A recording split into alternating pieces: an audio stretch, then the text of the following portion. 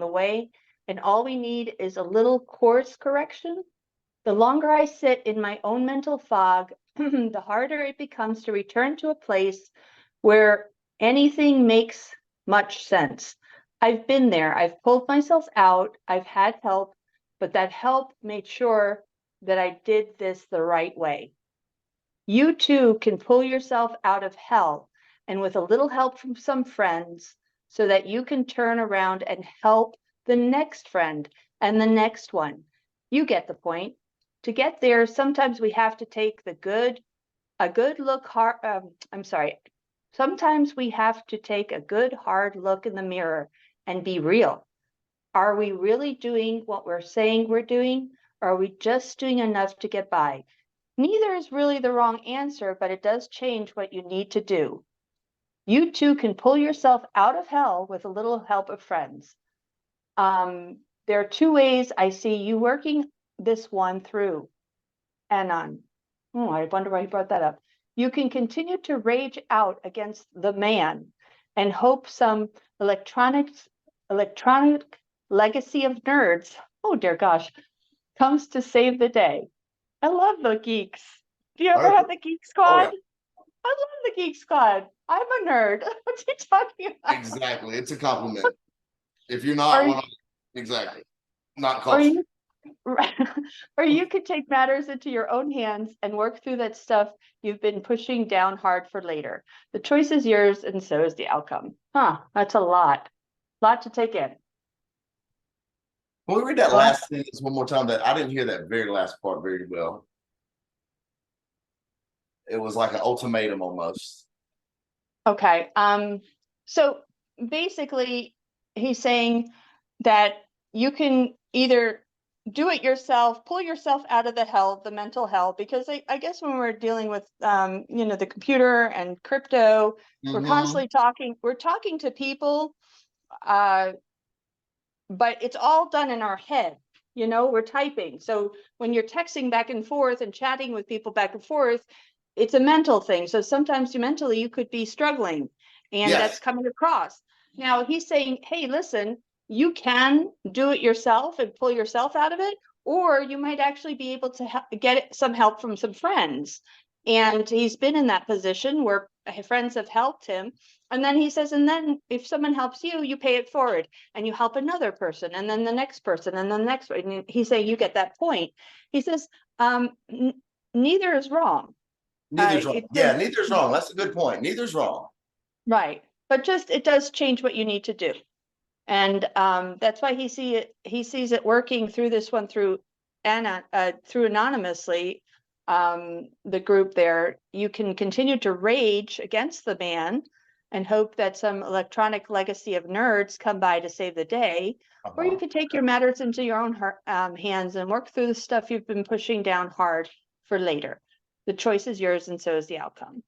I love that. I love that. And neither is wrong. Neither is wrong. Right. Yep.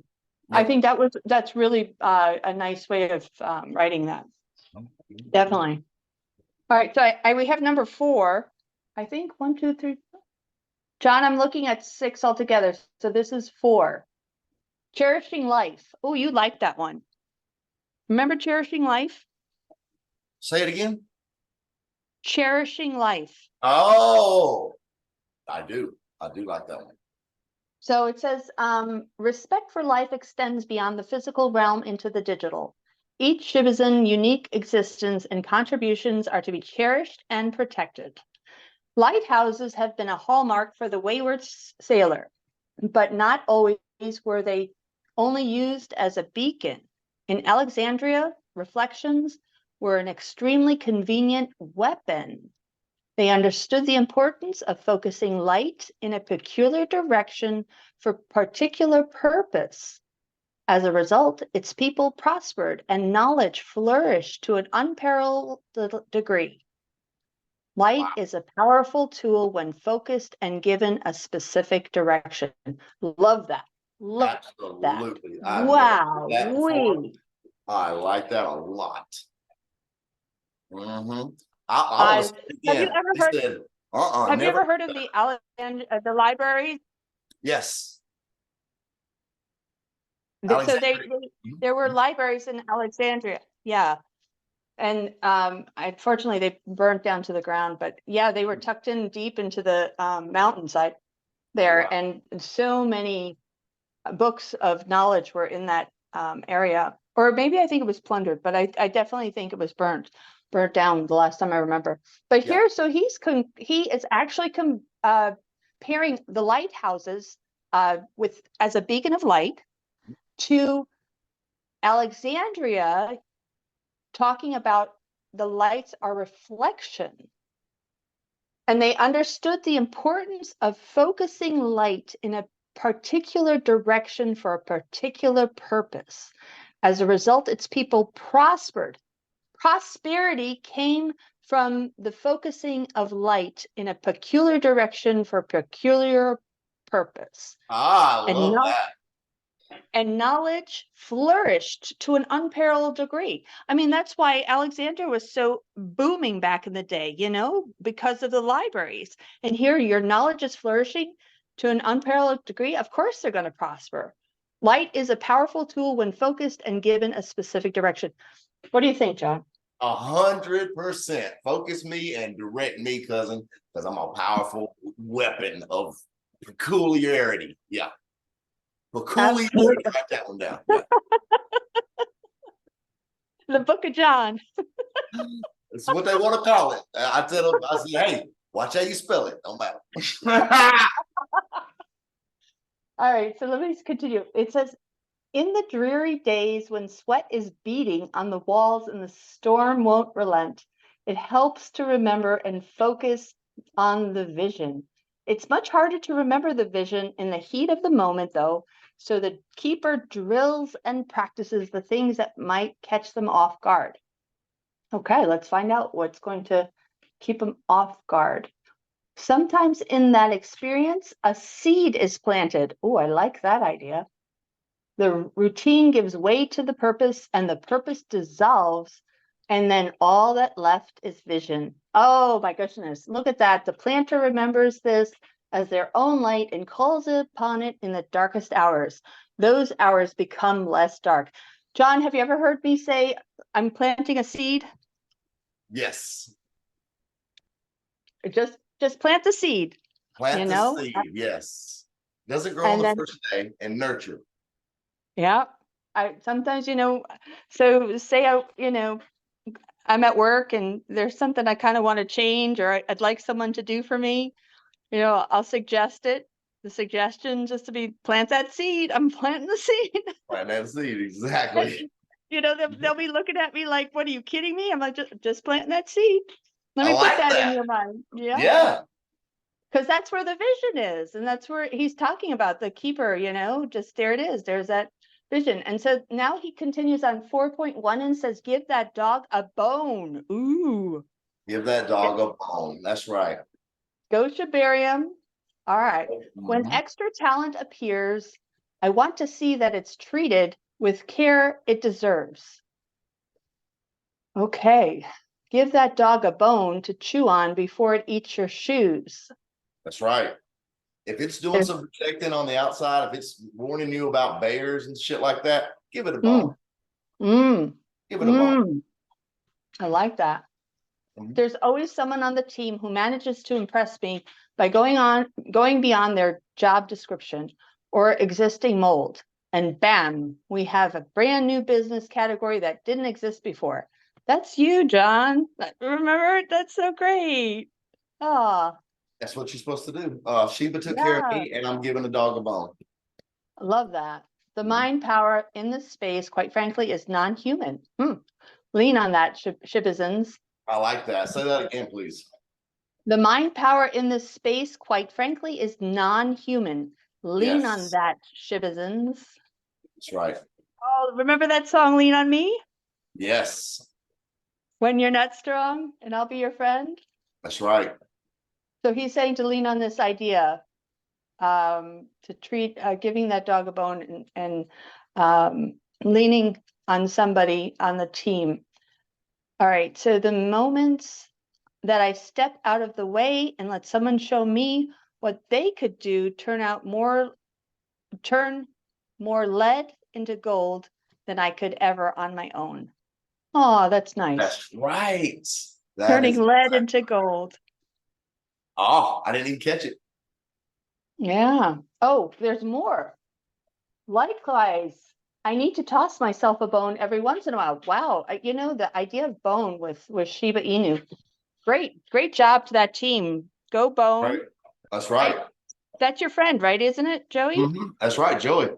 Yeah. All right. So here he's writing, I need to toss myself a bone every once in a while when every sign and performance indicator tells me to skip lunch, work, overtime, and miss the family a little bit more.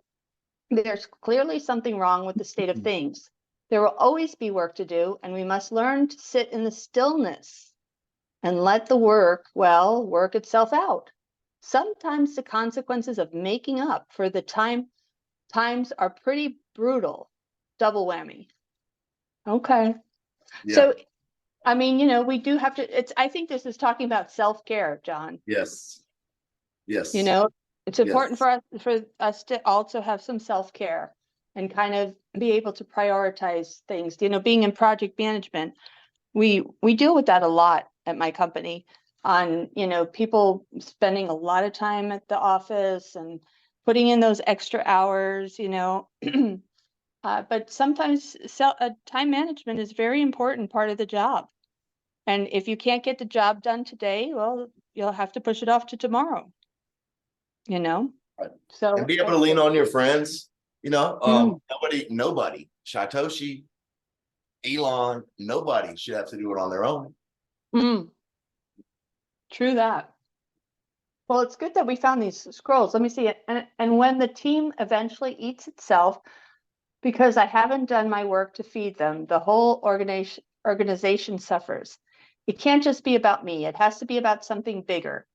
Okay, so Shytoshi is saying it can't be about him. It has to be about something bigger. That Right. way, every one of us can come to the lighthouse for as long as they want, but also still go home to the little ghosts of their own. Sometimes they really feel that way when I'm working as hard as I have. Here he's talking about his family or little ghosts of their own. And That's then right. I guess the people in their lives, the real life, the physical life, kind of almost become gross-like to them. So it's important to have a healthy balance between our, you know, digital realm and our physical realm. I think that's really a good point here that he's making. So he Yes. wrote, and that's why I want the ship paper to work.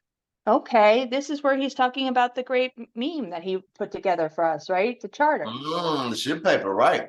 And by the way, Yep. shout out to the Shiba Army. Thank you for being as strong as you are. Let's stand up and show Shytoshi what we're made of. Yes, absolutely. I love that. The Shibarium Tech, right? That's a great group too. Pulling Shout them out to in. Spirit Tech. Yeah. I don't want anyone else to have a shoulder this burden. There is a better way that allows everyone to play longer with rules that only define the boundary of the game and guidelines that are generally only there for fun for everyone. Ryoshi gave you a vision, and so have I. Mix them together and let's see what happens. That's right. It's a dance. It's a dance between X's and O's. It's a chess game. It's a dance. Mix the vision.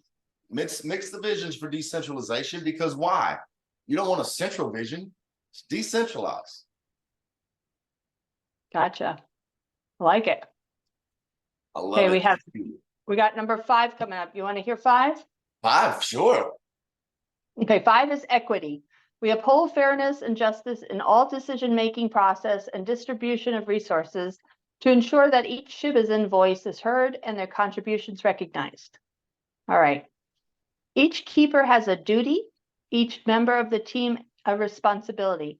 Once that team is set, adding or removing someone puts a dynamic out of balance, and it takes swift management of the task at hand without being too much to ensure one member of the team feels undue strain. Keepers understand that this does not mean the job itself will be easy, however, only that there are clear boundaries set for each person's freedoms in the team. Okay. What do you think about that? Having some boundaries. Boundaries. Okay. Yeah, I like it. Tell me more.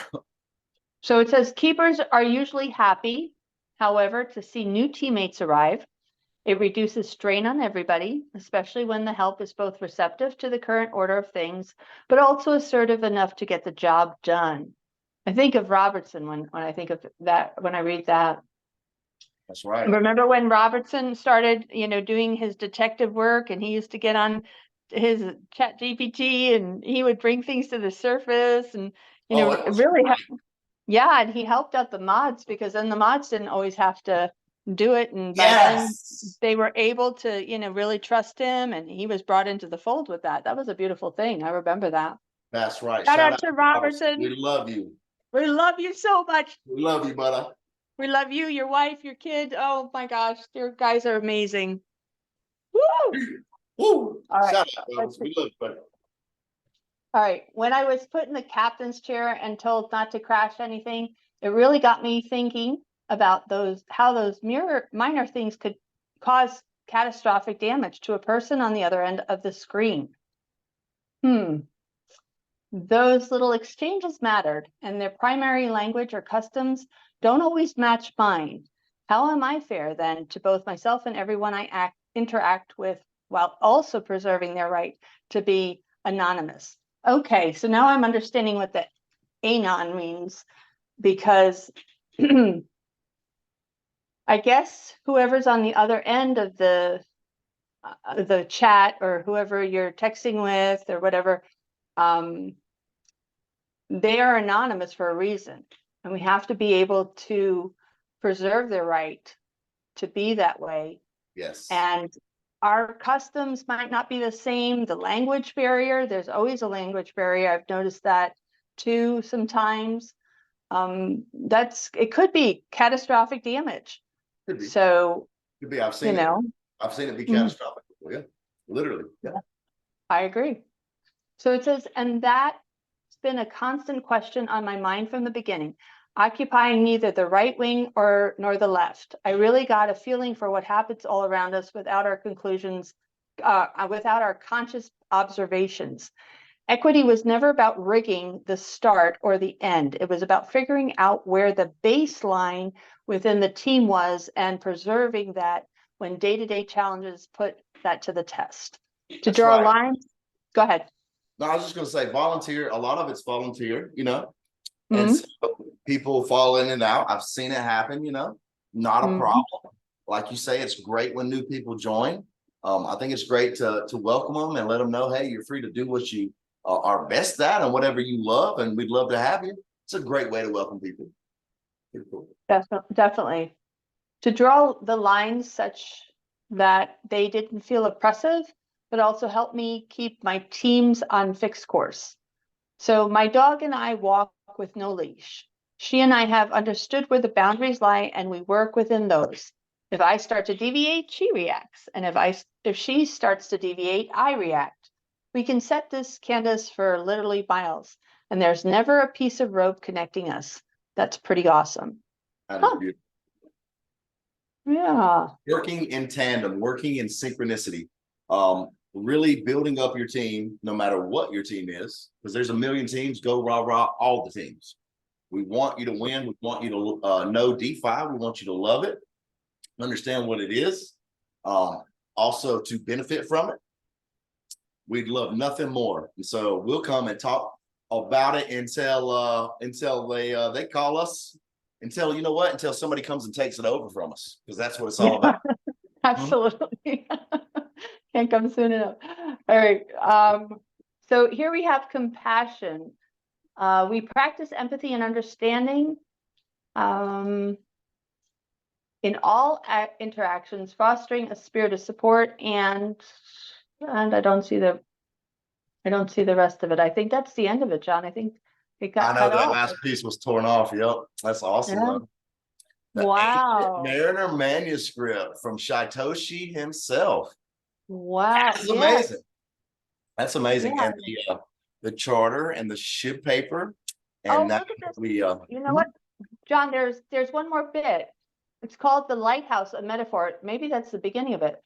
It says, why call it a lighthouse? Why go through yet another another analogy or mystery or lesson I'll tell you. Do you want to hear that part?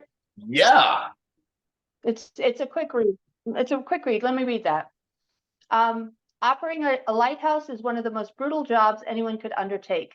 Your quarters are cramped, conditions are often brutal when the waves pick up, and you're always left with the moral responsibility of keeping a light on so others can find their way to shore.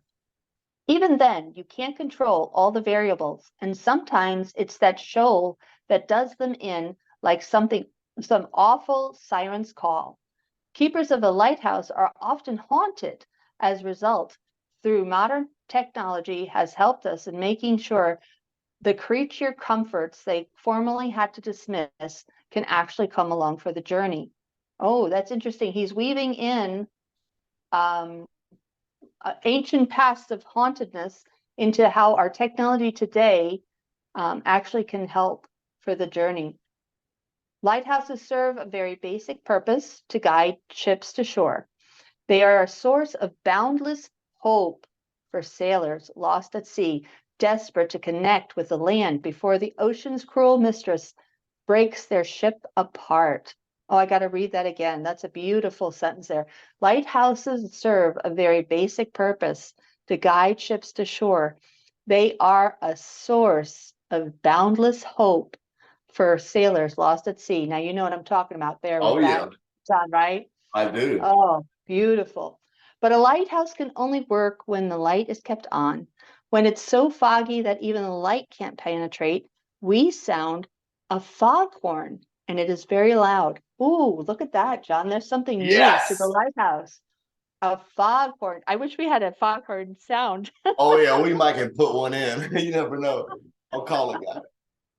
Okay, so it says now, I don't know if you've ever looked into the parts of the lighthouse, but an enormous amount of engineering that goes into it for doing such a basic thing is otherworldly. If you've ever gotten the opportunity to tour one, to walk through its inner parts, to climb a narrow staircase, to see the housing, or even the lens, or to feel the weight and the power that the foghorn carries in nothing but the movement of air, you'll never be the same again. John, have you ever gone through a lighthouse? I don't know if I've ever in a dream, I think, but not in real life. This summer, I went to we went to Nantucket, and then we went out through Mass. And at Nantucket, we got to see one of the lighthouses. They have two there. Maybe they'll have more, but we saw one of the lighthouses.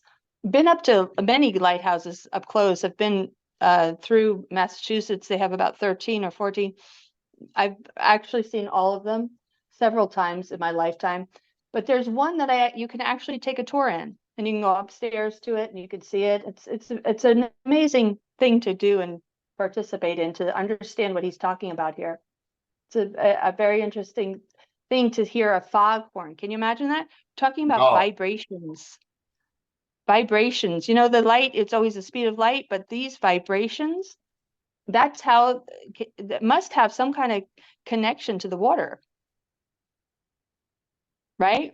I think so. Yeah, 100%. Like we saw on that last video with Trey in the water out there under the moon, just Yeah. vibrating. Oh Isn't that yeah, amazing? it Mhm. reminded me of that NHI graph that how information is spread and also how teamwork works. There were these beautiful lines that overlap these Mm, waves, and mm. that's why we'll keep coming and spreading information. We love you. You come on back and see us, Barbie. We got something special coming up next. You better stick around. Till then, tell them, Barbs. Peace. Peace. We love y'all. Come on back.